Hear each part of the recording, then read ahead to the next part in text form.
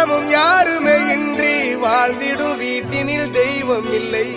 பாசங்கள் நேசங்கள் ஏதுமே இன்றி வாழ்ந்திடும் வாழ்க்கையோ வாழ்க்கை இல்லை.